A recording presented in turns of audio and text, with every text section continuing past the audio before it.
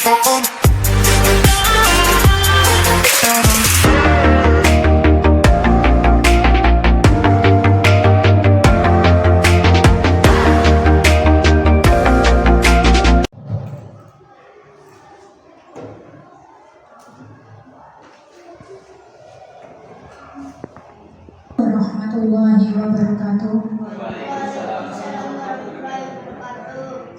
Selamat pagi, salam sejahtera bagi kita semua. Yang terhormat Bapak Kepala Sekolah SD Negeri Banjarbaru, yang terhormat Bapak penyampai materi yaitu Bapak Devita Agung, SPD SD MPD. Pertama-tama marilah kita buka acara dengan pembukaan. Marilah kita baca basmalah bersama-sama. Bismillahirrahmanirrahim. Diseminasi pemahaman dan strategi penerapan budaya positif di sekolah. Penerapan hari Senin tanggal 17 Juli 2023 yang akan disampaikan oleh Bapak Devita Agung, SPD MPD. Kami persilakan.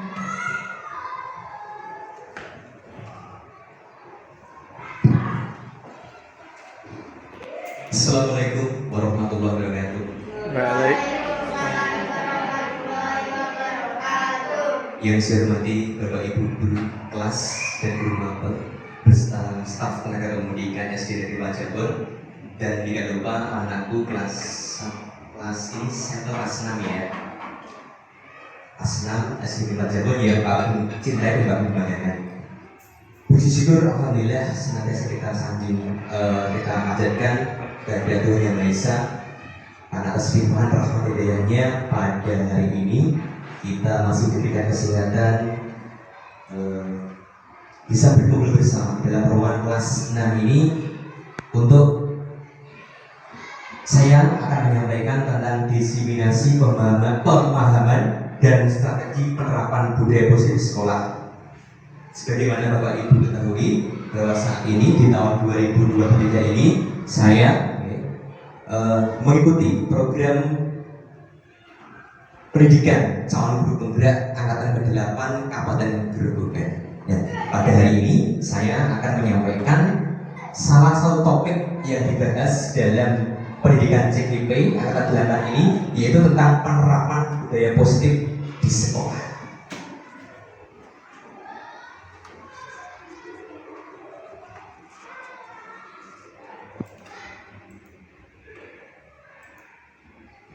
Nah, ini Bapak Ibu, ini ada dua foto nih. Yang pertama adalah hasil saya, yaitu Ibu Dian Purnamasari dan pengajar praktik yang beberapa hari lalu mendampingi saya sebagai CDP angkatan 8, yaitu Pak Bambang Setiono.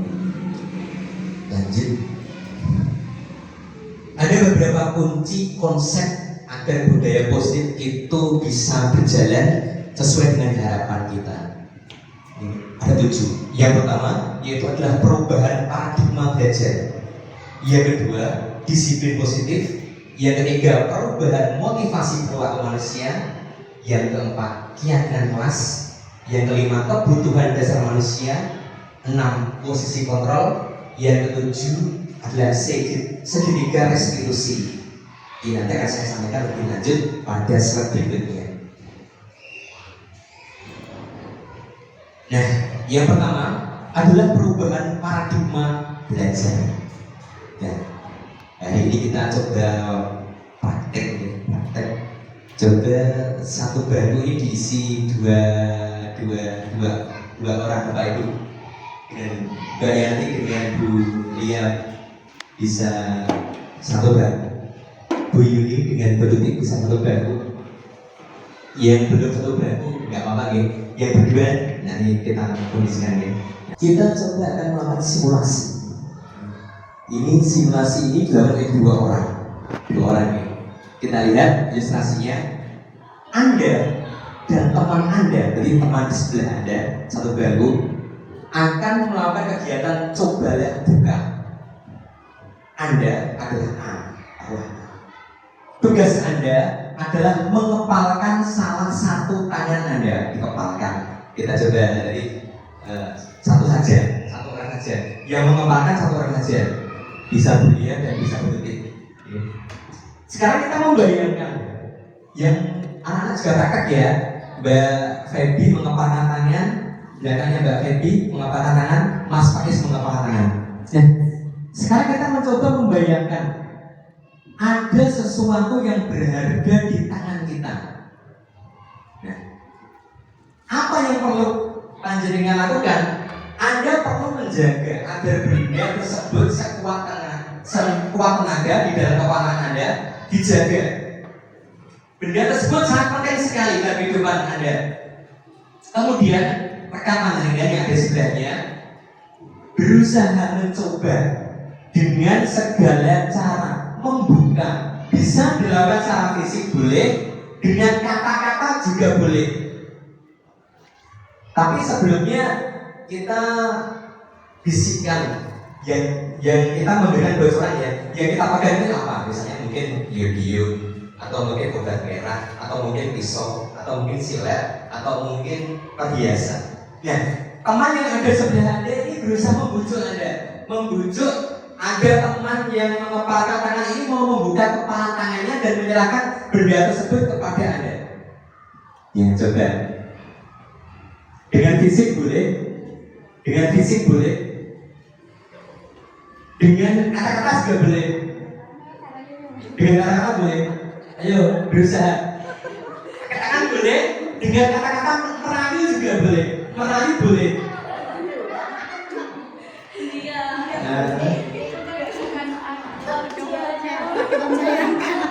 Otomatis nanti ada yang mungkin ada yang membuka, ada yang tidak.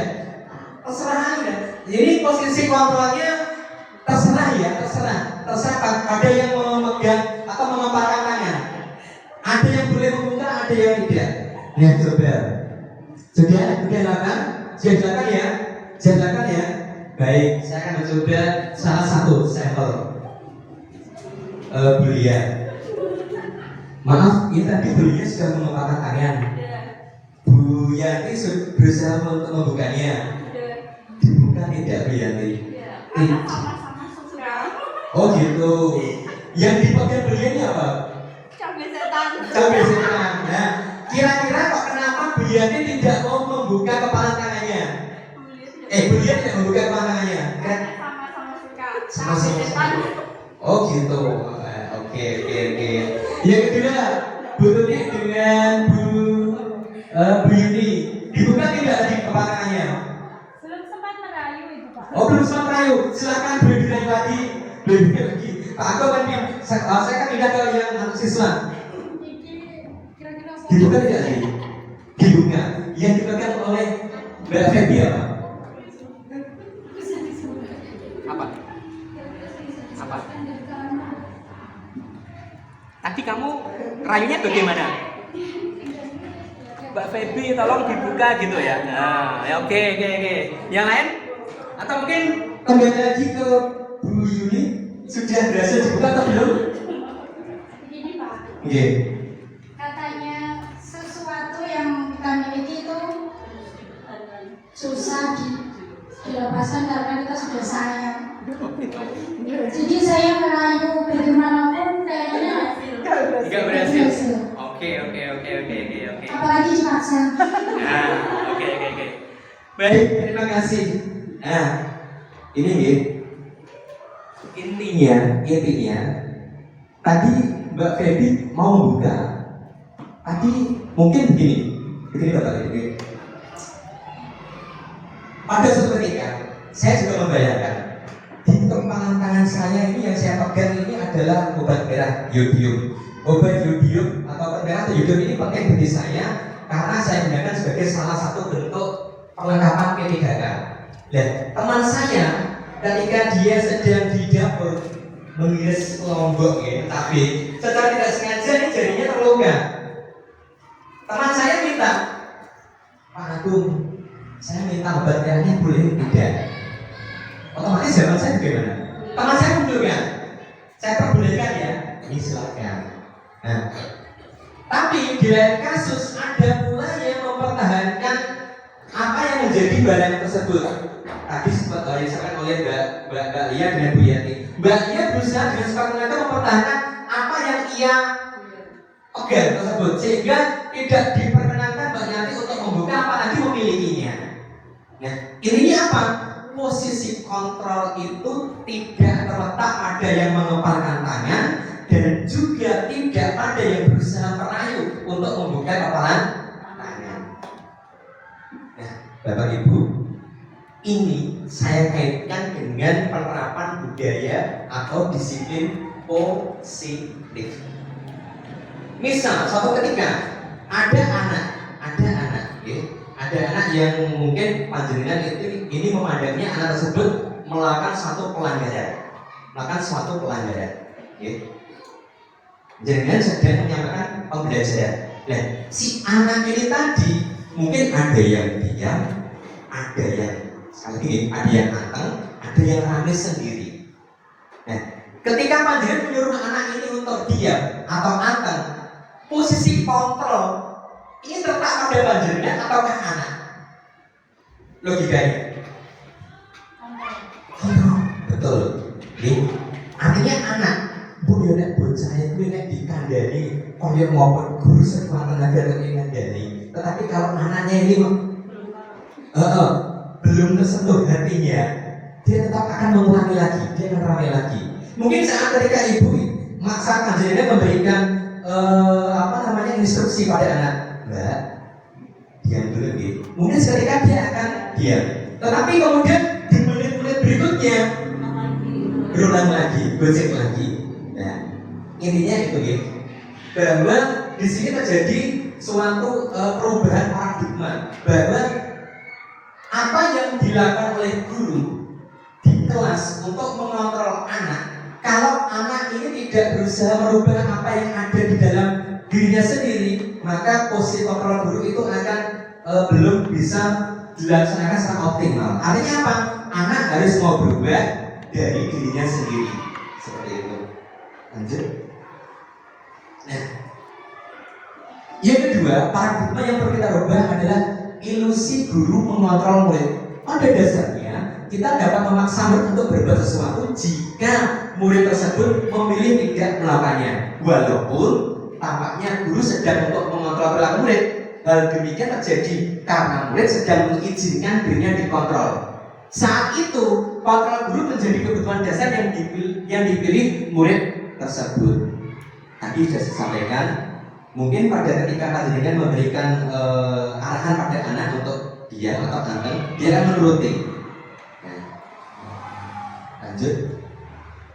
Yang ketiga, adanya ilusi bahwa semua penguatan positif itu efektif dan bermanfaat. Penjelasannya bagaimana? Penguatan positif atau yang kita sebut dengan bujukan itu adalah bentuk-bentuk kontrol untuk mempengaruhi murid agar mengulangi suatu perilaku tertentu dalam jangka waktu tertentu. Kemungkinan murid tersebut akan menyadarinya dan mencoba untuk menolak bujukan kita. Dalam arti mungkin seperti ini. Pada suatu ketika ada satu siswa yang melakukan kasus, panjenengan sudah mengarahkan. Secara kasat mata dia menuruti keinginan kita. Padahal dalam pikirnya sini, oke, aku akan melaksanakan apa yang diarahkan oleh Bu Yuni, Bu Lia dan Bu Tuti atau oleh Bu Yanti.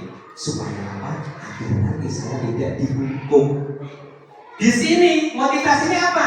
Dia menghindari hukuman, biar dihukum. Tetapi nanti kalau tidak kelihatan oleh Bu Yuni, Bu Yanti, Bapak Ibu Guru, dia akan mengulangi kesalahan itu lagi. Artinya kesadarannya ini masih sifatnya bukan dari internal tapi eksternal. Lanjut.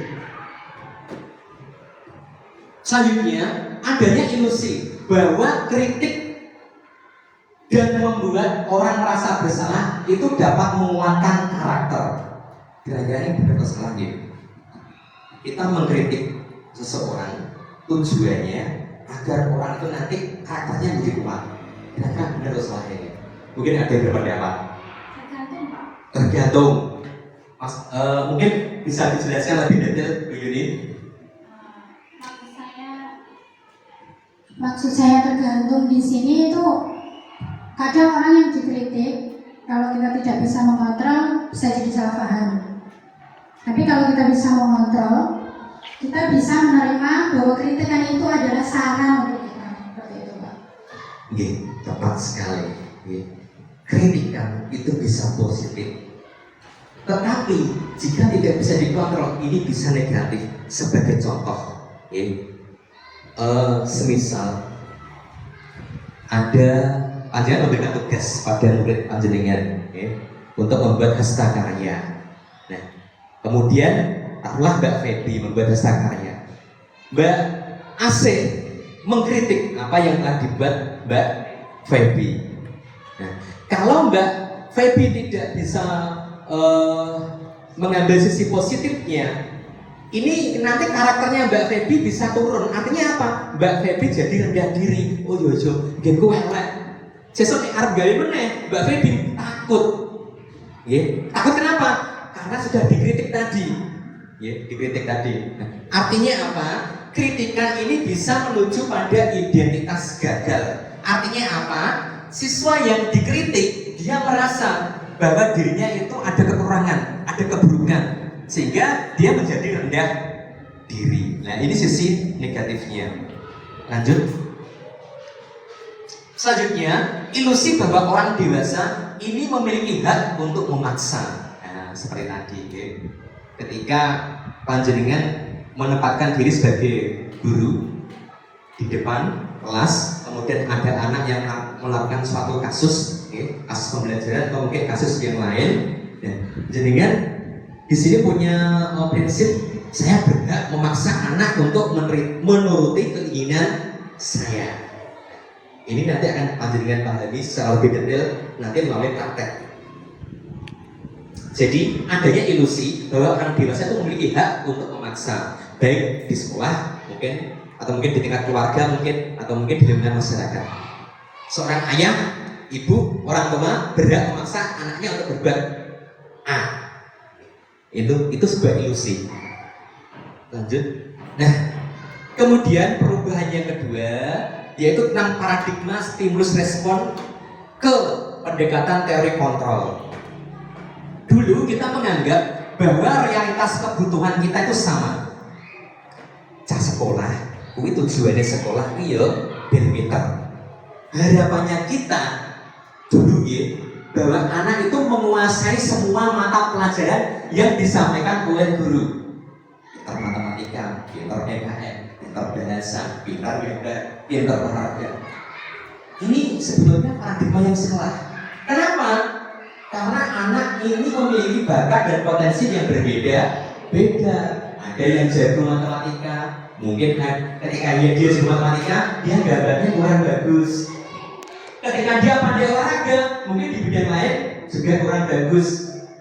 Kalau panjenengan menuntut murid panjenengan itu menguasai semua mapel, artinya apa? Panjenengan memaksa murid panjenengan itu kelak menjadi seorang guru SD yang harus memiliki semua kompetensi di semua bidang atau mapel. Padahal kan pekerjaan nggak ada guru, ada dokter, ada arsitek yang jago gambar nanti bisa menjadi arsitek, yang jago olahraga bisa menjadi atlet. Nah, itu potensi orang berbeda. Kebutuhannya pun juga berbeda-beda. Kemudian yang kedua, semua orang melihat hal yang sama. Itu dulu. Sekarang setiap orang itu memiliki gambaran berbeda. Hal yang baik menurut si A belum tentu baik oleh si B. Karena si B punya alasan tertentu. Yang ketiga, kita mencoba mengubah orang agar berpandangan sama dengan kita. Ini dulu. Yang keempat, perilaku buruk dilihat sebagai suatu kesalahan. Contoh, pada suatu ketika anak kita ajak untuk melaksanakan kegiatan ekstrakurikuler pramuka. Si anak tadi dia lupa membawa atribut perlengkapan, misalnya tidak pakai setengah dada atau topi. Ketika dia masuk, kita tiba-tiba langsung menghukum anak tersebut. Kita tidak menanya dulu, kira-kira dia kan tidak bawa pasti punya alasannya. Bisa jadi ini alasannya positif, bisa pula alasannya negatif. Nanti akan ada kasus tadi. Kemudian orang lain bisa mengontrol saya. Tadi sudah disampaikan di awal bahwa yang bisa mengontrol itu adalah diri kita sendiri, bukan orang lain. Sepandai-pandainya, sebagus-bagusnya Mbak Yanti merayu Bulia, ketika Bulia mempertahankan apa yang ada di dalam kepala tangannya, Bulia tidak membuka kepala tangan tadi. Ya dengan berbagai cara mungkin rayuan atau mungkin Mbak Lia nanti kalau dibuka kita buka kejajakin ya gitu. Nah, jadi posisi kontrol itu ada di tangan diri kita sendiri. Selanjutnya, pemaksaan pada saat berjuang itu gagal. Kemudian model berpikir menang atau kalah. Kok menang kalah? Berarti orang senang, orang sing kalah. Nah, berarti yuk kurang bagus. Harusnya bagaimana? Kedua-duanya menang. Seperti itu. Kita lanjutkan. Kemudian disiplin positif. Ketika mendengar kata disiplin, kebanyakan orang akan menghubungkan kata disiplin dengan kata tertib, teratur, kepatuhan pada peraturan. Disiplin juga sering dihubungkan dengan hukuman, padahal itu sesungguhnya berbeda. Karena apa? Belajar tentang disiplin positif tidak harus dengan memberikan hukuman. Ketika anak melakukan pelanggaran, itu untuk mengarahkan anak kembali ke atau memperbaiki kesalahan, itu tidak harus dengan hukuman. Karena hukuman tadi saya sampaikan di awal tadi bahwa hukuman itu terkadang membuat anak menjadi rendah diri, dia menutup diri, dia tidak mau berinteraksi dengan orang lain, atau mungkin dia mau berkembang menjadi sulit. Atau artinya yang lain, kata hukuman ini sebenarnya kita hilangkan. Lanjut. Selanjutnya adalah nilai-nilai kebajikan. Nilai-nilai kebajikan ini perlu disepakati bersama, lepas dari suku bangsanya apa, agamanya apa, bahasanya, latar belakangnya. Dengan tujuan apa? Agar nilai-nilai ini nanti menjadi payung besar dari sikap dan perilaku kita, atau nilai-nilai ini merupakan fondasi dalam kita berperilaku. Nah, dalam kurikulum Merdeka, nilai-nilai kebajikan yang sering kita dengar ini ada ini beriman, bertakwa kepada Yang Maha Esa, berakhlak mulia, mandiri, bernalar kritis, berkebinekaan global, bergotong royong, kreatif. 1, 2, 3, 4, 5, 6 dan 6 dimensi ini nanti diharapkan dikuasai atau dimiliki oleh peserta didik di tingkat jenjang sekolah dasar. Anak harus beriman, bertakwa, harus mandiri, mampu bernalar kritis, dia mampu menghargai keberagaman, dia mampu bergotong royong dan kreatif. Nah, nilai-nilai kebijakan yang lain yang disepakati oleh beberapa institusi ada toleransi, rasa hormat, mandiri, menghargai, antusias, empati, keingin-tahuan, kreativitas, percaya diri, dan seterusnya. Kemudian ada lagi dibagi menjadi 2, ada kekayaan hidup, ada petunjuk hidup. Yang kekayaan hidup dapat dipercaya, lurus hati, pendengar yang aktif, tidak merendahkan orang lain, memberikan yang terbaik dari diri, kemudian juga peduli, penalaran, dan seterusnya. Kemudian institusi yang keempat, the 7 essential virtues. Ini ada empati, suara hati, kontrol diri, rasa hormat, kebaikan, toleransi, keadilan. Nilai-nilai kebajikan tersebut diharapkan nanti bisa panjenengan transfer ke peserta didik panjenengan masing-masing. Nah, selanjutnya adalah motivasi. Orang, manusia, ketika dia berperilaku itu pasti ada dorongan, atau kita menyebutnya sebagai motivasi. Ada seorang ilmuwan namanya Diana Gosen. Ini mengkategorikan motivasi ini ada 3. Orang berperilaku dorongannya yang pertama untuk menghindari ketidaknyamanan atau hukuman. Nah, tadi ada siswa ketika guru menyampaikan pembelajaran, dia ketoknya anteng menang, padahal tadi dia melamun. Dia melamunkan entah itu di rumah ada apa. Nah, dia diam. Tetapi di sini motivasinya apa? Aku naik tramway itu diberikan bapak ibu dulu. Aku tak dapat menang. Padahal di sini dia melamun. Yang kedua, untuk mendapatkan imbalan dari orang lain atau institusi. Aku kok sore tak ngaji, sore sakit ngaji. Aku sedang ngaji. Aku bapak ibu senang, bapak ibu senang soal bodoh itu sanggup loh akeh. Ya ini motivasi eksternal, bukan dari diri sendiri. Dia melakukan seperti itu, dia berperilaku seperti itu bukan atas kesadaran diri sendiri, tetapi ada motivasi lain, motivasi X kita menyebutnya. Yang ketiga, untuk menghargai diri sendiri. Saya menjadi orang seperti apa jika saya bagaimana? Ya ini dulu yang ketiga. Ya ini hukuman dan penghargaan merupakan disiplin dengan identitas gagal. Ini pernah kemarin disampaikan oleh Mas Dwi di grup Facebook, bahwa kita mungkin berpandangan ketika kita memberikan penghargaan ke murid, entah itu bentuknya mungkin barang atau sesuatu. Ini harapan kita ini bisa menjadi motivasi yang bagus bagi murid. Ternyata di sisi lain motivasi ini menjadi motivasi eksternal bagi murid. Murid ketika dia disiplin, dia bertanggung jawab, dia seolah-olah melakukan kegiatan itu karena ada dorongan untuk dia sama bapak ibu guru. Yang kedua, dudukani bapak ibu guru, gak dudukani bapak ibu di dalam. Aku tak mau ngaji di musola, tak sakit ngaji di musola, gak dudukani bapak ibu di dalam. Padahal yang pas pun di musola, bojek, guyon. Nah, bapak ibu di rumah kan nggak tahu. Ini tahunya putranya yang musola ini ngaji, padahal yang orang bojek dewi. Ini motivasi eksternal sekali lagi.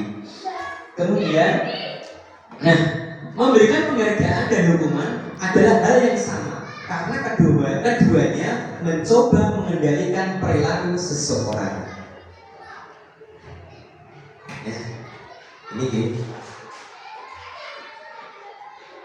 Nah, dari kesekian tersebut, kira-kira yang mana Pak yang bagus Pak? Hukuman nggak boleh, penghargaan yang nggak boleh. Nah, di kurikulum Merdeka ini, di materi guru penggerak, saya mendapatkan istilah pemahaman tentang restitusi. Apa itu restitusi? Restitusi adalah proses menciptakan kondisi bagi murid untuk memperbaiki kesalahan mereka sehingga mereka bisa kembali pada kelompok mereka dengan karakter yang lebih kuat. Ini dikutip dari pendapat Gosen tahun 2004. Restitusi juga merupakan proses kolaboratif yang mengajarkan murid untuk mencari solusi untuk masalah mereka dan membantu murid berpikir tentang orang seperti apa yang mereka ingin dengan tujuan mulia dan bagaimana mereka harus memperlakukan orang lain. Ciri-cirinya apa? Restitusi ini bukan untuk menebus kesalahan, namun untuk belajar dari kesalahan. Restitusi itu untuk memperbaiki hubungan. Restitusi tawaran, bukan paksaan. Restitusi menuntun untuk melihat ke dalam diri. Restitusi mencari kebutuhan dasar yang mendasari tindakan. Restitusi ini dipandang sebagai salah satu cara yang paling baik dari berbagai cara untuk menanamkan budaya positif ketimbang kita memberikan hukuman atau ketika kita memberikan penghargaan. Restitusi fokus pada solusi. Restitusi mengembalikan murid yang berbuat salah pada kelompoknya. Ketika kita menghukum murid atas kesalahannya, bisa jadi dia menjadi rendah diri. Bisa jadi seketika dia melaksanakan apa yang menjadi arahan dirinya, tetapi di lain waktu dia akan kembali lagi melakukan perbuatan yang salah. Nah, dengan restitusi harapannya apa? Ketika sudah mendapatkan arahan dari guru, sudah diingatkan dengan keyakinan dan prinsip kebajikan yang dimiliki, dia akan kembali lagi ke kelompoknya, kembali dengan temannya lagi untuk belajar lagi. Lanjut. Nah, dulu kita sering menerapkan di kelas itu ada peraturan kelas. Di kurikulum Merdeka ini beda lagi. Peraturan kelas itu boleh muncul, tetapi secara kasat mata anak melihatnya ini tidak ke peraturan, Karena tadi di awal saya sampaikan bahwa peraturan itu terkadang membuat anak itu tidak nyaman. Aku kalau begini nanti akan begini dihukum oleh bapak ibu. Aku kalau melakukan seperti ini nanti pasti mendapatkan sanksi. Ini sebenarnya kok menjadi sesuatu yang sifatnya menakutkan. Ya, di kurikulum merdeka ini disampaikan tentang adanya keyakinan, ya. Keyakinan kelas ini sifatnya lebih abstrak daripada peraturan yang lebih rinci dan konkret. Kita kan sering melihat beberapa peraturan kan banyak dari poin 1 sampai poin Z. Kita tempel di dinding. Apakah kira-kira anak menerapkan semua peraturan itu? Bisa jadi itu hanya sebuah tontonan, hanya tempelan saja dinding, hanya untuk data pendukung ketika kita melaksanakan kegiatan akreditasi mungkin, atau mungkin supervisi dari pengawas mungkin. Tetapi untuk pelaksanaannya, anak hanya menerapkan beberapa saja. Nah, keyakinan kelas hendaknya tidak terlalu banyak sehingga mudah diingat dan dipahami oleh semua warga kelas.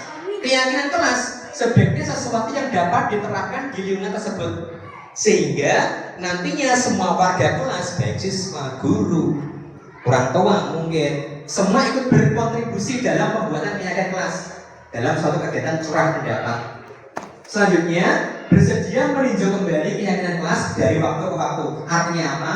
Keyakinan kelas ini bisa kita refleksi, kemudian kita sempurnakan, atau mungkin tahun depan bisa dikurangi mungkin, atau mungkin diganti, atau mungkin dirubah.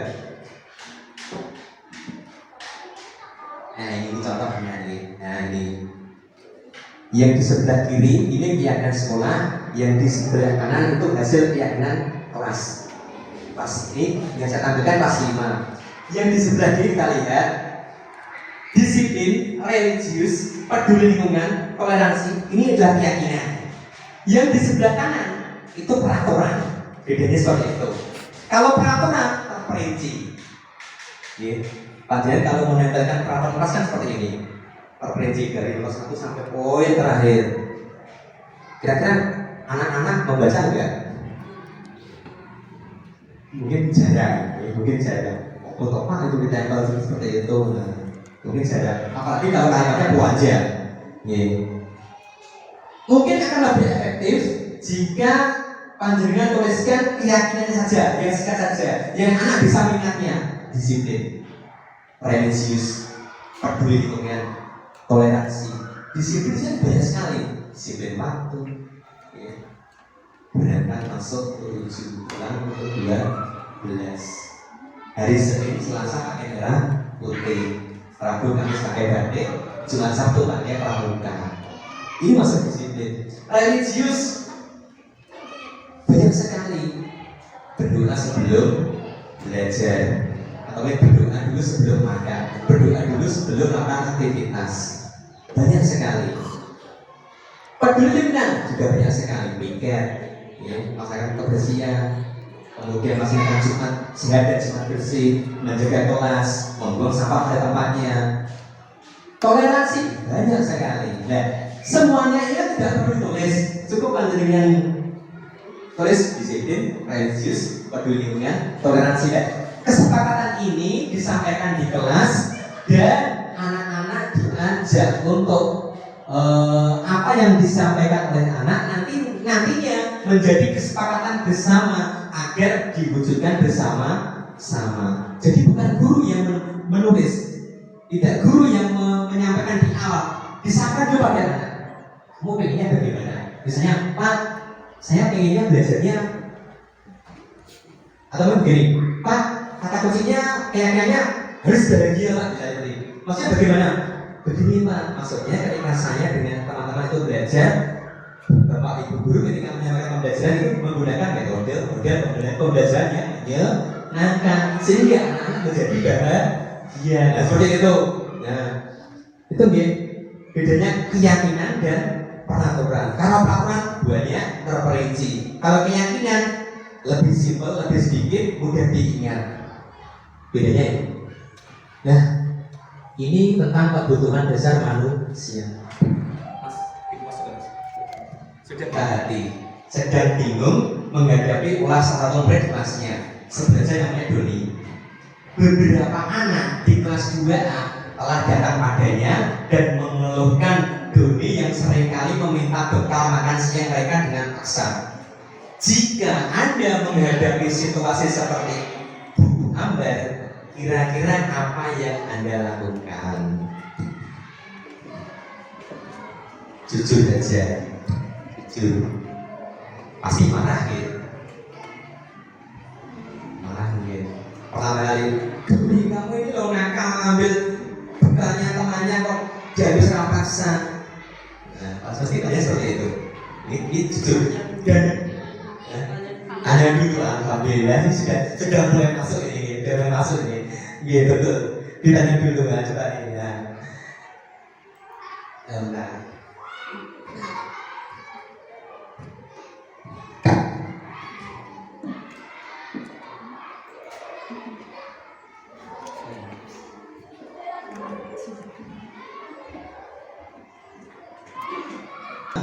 Pengakuan atas kemampuan, kebutuhan akan pilihan, kebutuhan untuk merasa senang.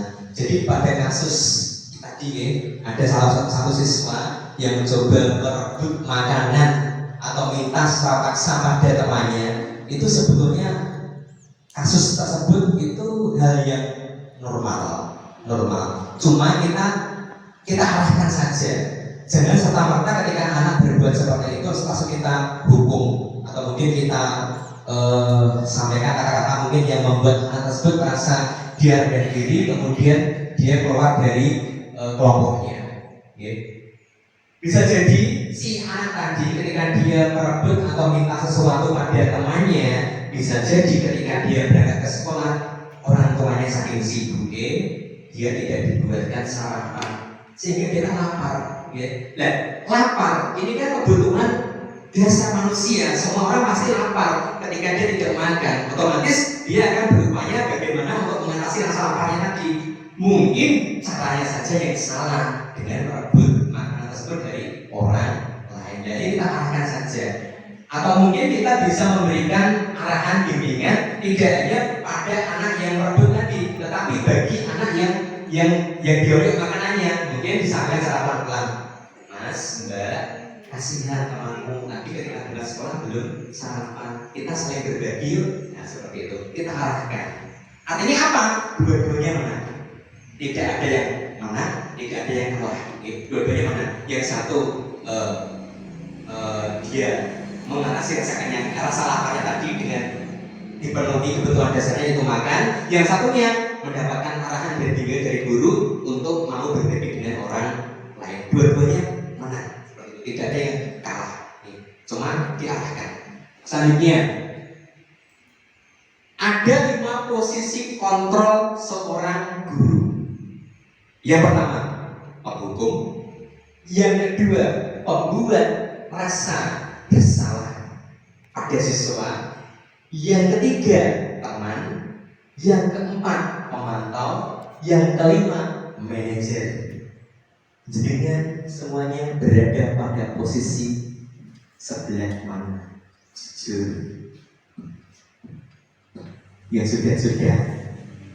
Ini saya mencoba memantik jujur. Saya ketika dulu menjadi seorang guru, saya lebih menjadi atau berperan pada posisi yang pertama, yaitu sebagai seorang penghukum. Ketika anak melakukan kesalahan atau ketika anak berada atau mungkin melaksanakan dia terlibat satu kasus yang salah, saya hukum seperti itu. Misalnya tidak menyelesaikan PR, kadang anak tersebut ini pernah pengalaman saya suruh untuk menulis di buku atau bernas.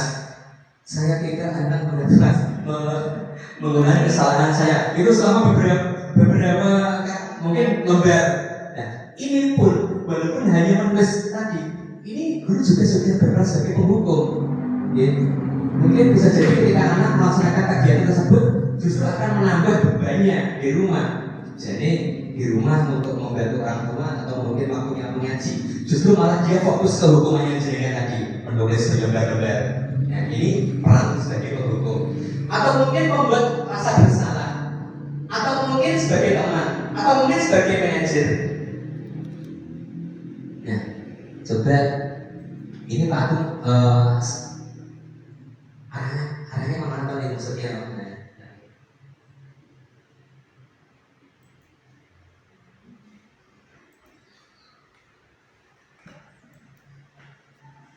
Ya mau lagi mas. Dari 5 posisi kontrol restitusi ini, harapannya ke depan nanti kita bisa memposisikan bahwa guru itu bukan seorang penghukum dan lebih disarankan bahwa guru itu bisa menjadi seorang manajer bagi peserta didik. Artinya dia bisa mengarahkan. Nah, caranya bagaimana? Caranya yaitu dengan menggunakan teknik segitiga restitusi. Nah, ini puncak dari sesi ini, puncak dari topik ini. Ada 3 langkah yang dapat kita lakukan ketika kita menemui suatu kasus atau permasalahan yang kita sebut dengan segitiga restitusi. Yang pertama, langkah yang pertama yaitu adalah menstabilkan identitas. Ini berkaitan dengan teori kontrol bahwa kita semua akan melakukan hal terbaik yang bisa kita lakukan. Semisal anak ketika dia melakukan kesalahan, kita tanya dulu, Mbak, kamu kok enggak bawa atau kemudian pakai atribut? Bisa jadi atributnya tidak dikenakan, tetapi ditaruh di dalam tas. Ya, ditanya dulu, apakah atribut itu ada di dalam tasmu? Si anak pasti akan jujur, maaf Pak, saya tidak bawa. Jangan dihukum dulu Bu. Ditanya dulu, baik Mbak Thomas, semua orang di dunia ini pasti punya kesalahan. Semua orang pasti pernah berbuat salah, termasuk Pak Guru. Bu Guru juga pernah berbuat salah. Nah, yang Pak Guru atau Bu Guru tanyakan di sini, kira-kira apa alasannya kenapa kamu tidak bawa atribut? Ditanya dulu. Anak pasti akan menjawab dengan apa nih, jujur. Maaf Pak, ini misalnya, maaf Pak, tadi saya baru kesiangan. Tadi malam itu bapak ibu kan melaksanakan kegiatan hajatan. Saya disuruh masak. Saya capek. Saya tertidur. Barunya saya kesiangan Pak. Sebelumnya ini kan hal yang positif. Kita gali. Mbak, yang positif kita angkat. Ini mungkin bapak ibu ini bagus. Kamu apa yang kamu lakukan dengan membantu orang tua itu perbuatan yang mulia. Kemudian kita arahkan ke kesalahannya, kita validasi tindakannya yang salah ini kita arahkan ke sana. Nah, tapi ketika kamu tidak bawa atribut, apakah itu bisa dibenarkan? Otomatis akan jawab salah Pak. Karena teman-teman yang lain juga mematuhi keyakinan atau mematuhi kesepakatan di kelas. Ketika ekstra pramuka pakai atribut lengkap, seperti itu. Kita arahkan, kita tanyakan kembali tentang keyakinan, kita ingatkan kembali tentang keyakinan atau kesepakatan kelas yang sudah disepakati bahwa setiap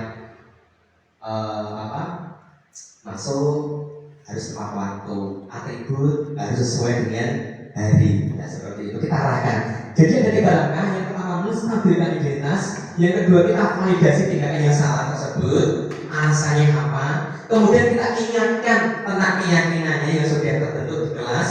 Kemudian kita arahkan bagaimana si anak ini nanti untuk memperbaiki kesalahannya. Kita arahkan, kamu di rumah punya HP? Iya, punya apa ya?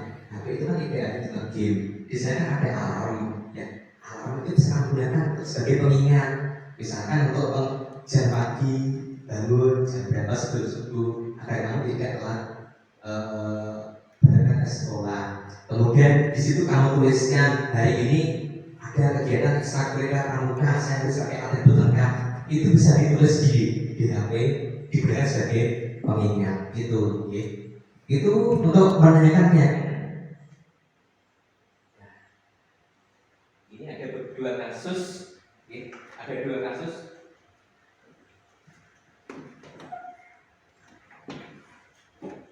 Ada 2 kasus Bapak Ibu.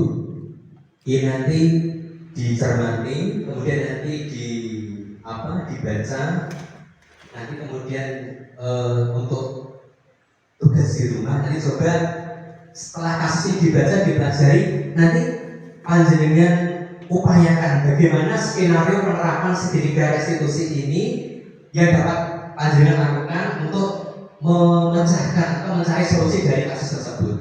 Dari kasus ini kasus yang pertama tidak memakai atribut lengkap. Kemudian kasus yang kedua ini ada anak yang tidak mengerjakan PR. Kaitannya dengan segitiga restitusi tadi, nanti penerapan atau skenario apa yang panjenengan lakukan untuk mengatasi permasalahan tersebut. Nah, untuk lebih memahami tentang praktek segitiga restitusi, saya akan menampilkan satu video. Nanti bisa panjenengan simak.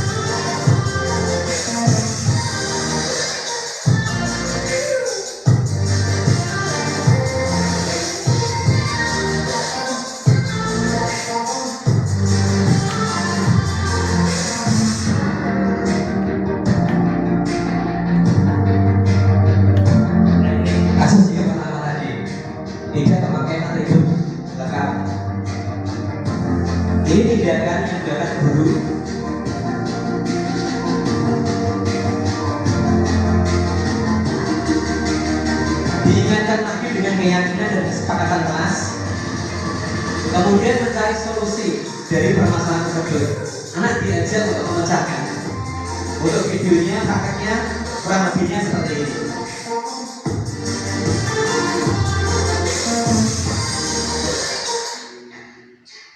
Ini pas terjadinya kemarin dengan Pak Banda di Banyumas ini.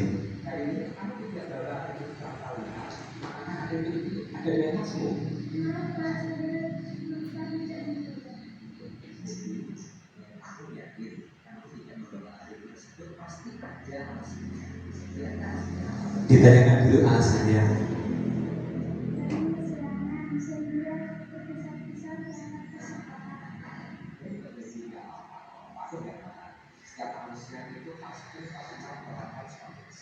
Feby meski dia tidak memakai atribut lengkap, tapi dia sudah berusaha untuk masuk tepat waktu. Hanya saja karena tergesa-gesa dia lupa tidak membawa atribut. Nah, ini diingatkan dengan keyakinan kelas. Nah, Feby mengakui bahwa dengan tidak memakai atribut dia melanggar keyakinan kelas, yaitu tidak disiplin.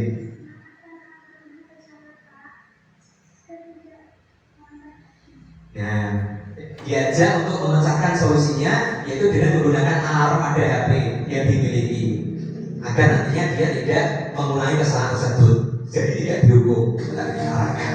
Kasus yang kedua, AC tidak mengerjakan PR. Saat temannya istirahat, AC asik di dalam kelas mengerjakan PR.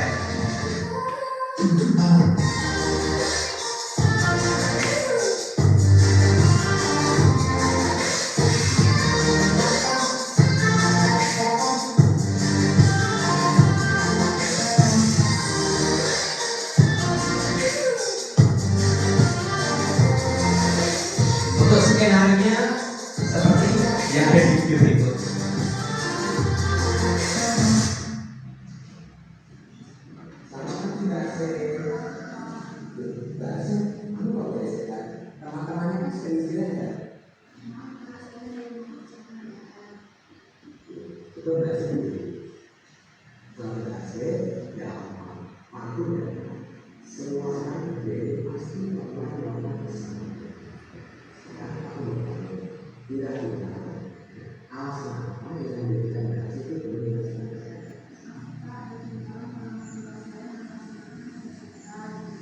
Ini Ini tadi saya sampaikan ya, masih membantu orang tuanya memasak saat malam hari.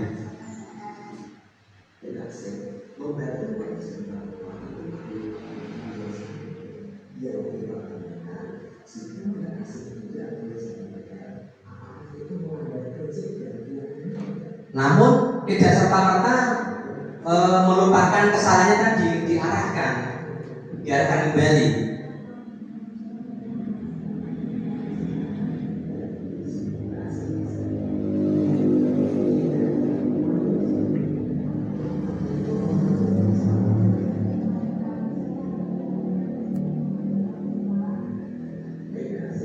Diingatkan tentang keyakinan tanggung jawab dalam melaksanakan tugas. Nah, seperti itu. Tutup videonya cukup. Ya. Demikian Bapak Ibu kaitannya dengan kegiatan diseminasi pada hari ini. Lebih kurangnya mungkin bila ada hal-hal yang menjadi tanyakan bisa banyak sampaikan atau unek-unek terkait dengan apa yang saya sampaikan terkait dengan pemahaman dan strategi penerapan budaya positif di sekolah. Saya yakin pasti panjenengan punya banyak pertanyaan. Loh Pak, mosok bocah sekolah kok gak dukung? Lah kok bocah bener gak nih terus bagaimana? Demikian dari saya. Wassalamualaikum warahmatullahi wabarakatuh. Waalaikumsalam warahmatullahi.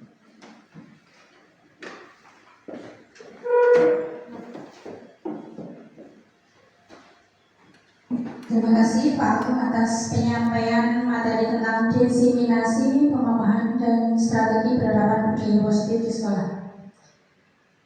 Dari penjelasan Pak Agus tadi kita bisa menimbang ya antara mengontrol, disiplin, sanksi dan lain-lain itu sangat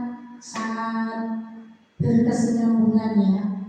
Menurut teman-teman, Bapak Ibu, ada yang ditanyakan tentang materi tersebut?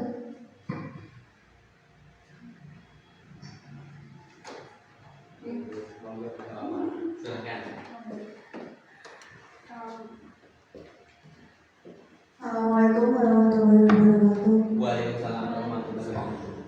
Yang ingin saya tanyakan tentang presentasi diseminasi pemahaman dari strategi penerapan budaya positif di sekolah berkaitan dengan adanya kontrol restitusi antara siswa satu dengan yang lain dalam kegiatan pembelajaran di sekolah. Misalnya jika anak melakukan kesalahan, tadi kan tidak perlu untuk dilakukan adanya hukuman, bisa ditanya dulu atau dianalisis dulu kenapa, alasannya apa. Tidak serta-merta guru langsung memberikan hukuman. Nah, misalkan untuk tahun ini berhasil, tidak usah diberi hukuman. Tetapi nanti kalau hal itu terulang lagi, solusi seperti apa Pak yang bisa kita lakukan untuk mencegah supaya anak tidak melakukan kesalahan itu lagi? Assalamualaikum warahmatullahi wabarakatuh. Waalaikumsalam warahmatullahi wabarakatuh. Terima kasih. Ini pertanyaan sesuai apa yang menjadi prediksi saya. Saya prediksi. Betul Ibu, Ibu.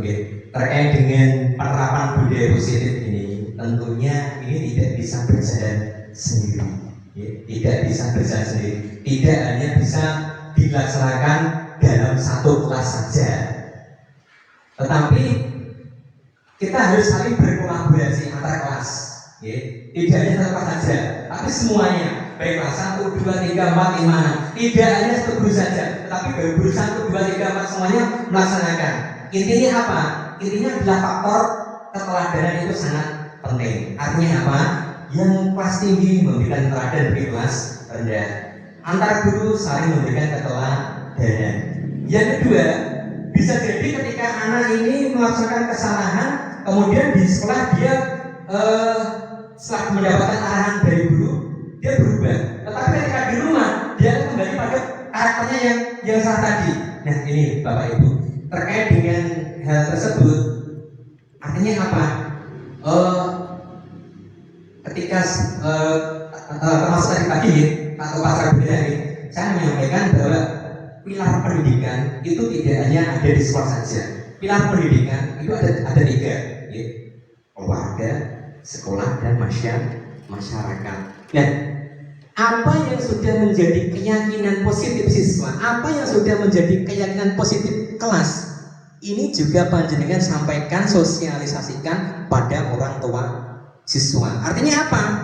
Kegiatan keyakinan positif ini tidak hanya dipraktekkan di sekolah saja, tetapi juga dilanjutkan di rumah. Kalau di sekolah anak ikut bersama-sama membersihkan, menjaga kebersihan lingkungan sekolah, di rumah pun juga sama, membersihkan, membantu orang tua, membersihkan kamar tidurnya, membersihkan rumahnya.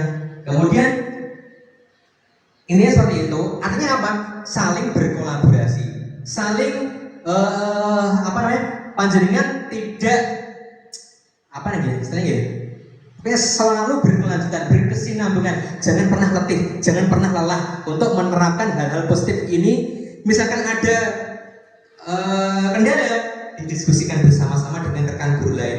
Ketika panjenengan membuat kesepakatan atau keyakinan kelas, panjenengan diskusikan dengan kelas lain. Apakah kelas lain itu juga menerapkan hal yang sama ataukah tidak?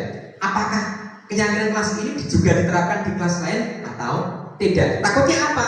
Ketika panjenengan memberikan keyakinan positif satu, tetapi di kelas lain tidak, hal ini tentunya akan bertabrakan. Artinya apa? Siswa menjadi iri, meri. Loh, di kelas 2 saya melakukan seperti ini juga dimarahin oleh bapak ibu guru kok. Nah, artinya apa? Anak akan mengulangi kesalahannya karena tadi iri. Di kelasku enggak, misalnya kok seperti itu. Nah, intinya apa? Faktor keteladanan satu. Yang kedua, komunikasi dengan semua warga sekolah, baik dengan kepala sekolah, dengan guru, antar guru, dengan komite, dengan orang tua, termasuk dengan siswa sendiri. Intinya apa? Anak diarahkan untuk kreatif, untuk menggali ide kreatifnya, untuk bisa memecahkan atau mungkin mencari solusi dari setiap permasalahan. Yang kedua, untuk menghindari anak ketika anak dihukum atau mungkin anak mendapatkan penghargaan, dia hanya mendapatkan dorongan atau motivasi secara eksternal saja. Artinya ketika dia berbuat baik hanya ada embel-embel hadiah. Ketika dia tidak berbuat salah karena hanya takut tidak dihukum. Intinya apa? Anak melaksanakan semua tadi karena dorongan dari dirinya sendiri. Demikian, Bu Dia. Matur nuwun.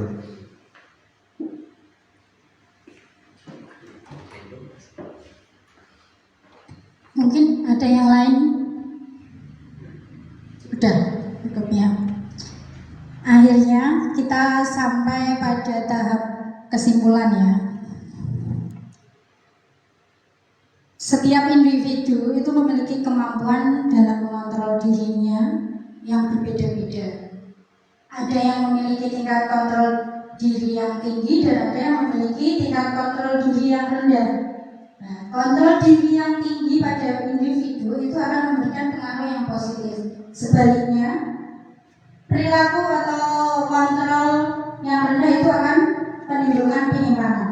Oleh karena itu, individu yang memiliki kontrol diri yang cenderung lebih berhati-hati dalam bertindak, sehingga individu dapat mengatur pola perilakunya agar dapat terhindar dari yang menyimpang tadi. Dan saran saya untuk siswanya ya, itu agar dalam bergaul siswa lebih meningkatkan kontrol diri, sehingga dengan adanya kontrol diri siswa mampu mengatur perilakunya agar terhindar dari perilaku yang menyimpang. Nah, untuk gurunya kita harus mengajarkan akhlak bagi para siswa agar lebih mampu dalam mengendalikan diri, seperti tidak berbicara kasar pada teman-temannya walaupun hal tersebut bersifat candaan, karena jika menjadi kebiasaan akan sulit dihilangkan. Nah, dari diseminasi pemahaman dan strategi penerapan budaya positif di sekolah itu sangat bagus untuk diterapkan untuk di sekolah, terutama di SD. Mungkin itu yang bisa saya simpulkan. Dan akhir kata yaitu terakhir